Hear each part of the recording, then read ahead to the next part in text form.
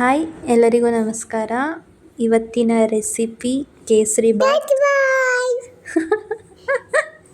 ಇವತ್ತಿನ ರೆಸಿಪಿ ಕೇಸರಿ ಬಾತ್ ಹೇಗೆ ಸುಲಭವಾಗಿ ಮಾಡೋದು ಅಂತ ಹೇಳ್ಕೊಡ್ತೀನಿ.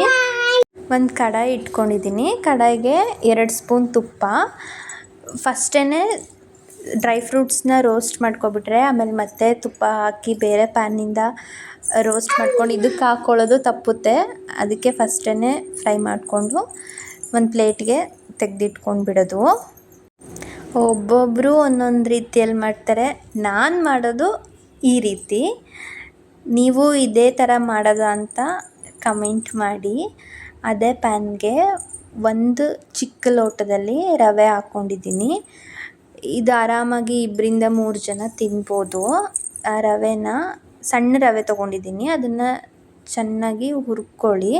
ನೀವು ರೋಸ್ಟೆಡ್ ರವೆ ತೊಗೊಂಡ್ರೆ ಹುರ್ಕೊಳ್ಳೋ ಅವಶ್ಯಕತೆ ಇರಲ್ಲ.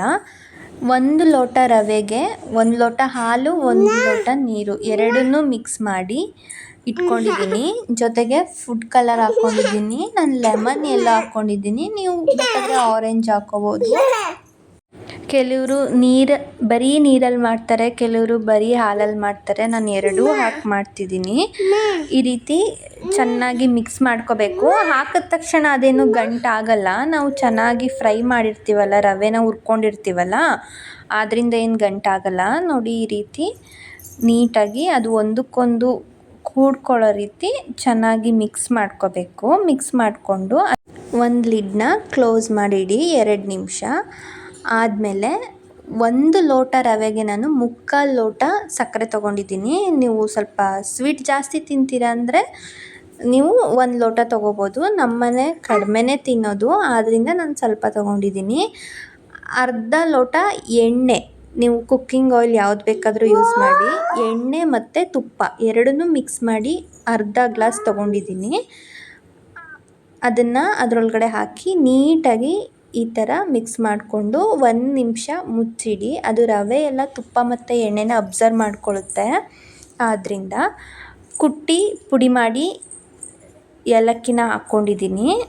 ಹಾಕ್ಕೊಂಡು ಈ ರೀತಿ 1-2 ನಿಮಿಷ ನೀಟಾಗಿ ಏಲಕ್ಕಿ ಫ್ಲೇವರು ರವೆಗೆಲ್ಲ ಮಿಕ್ಸ್ ಆಗೋ ರೀತಿ ತಿರುವ್ಕೊಳ್ಳಿ.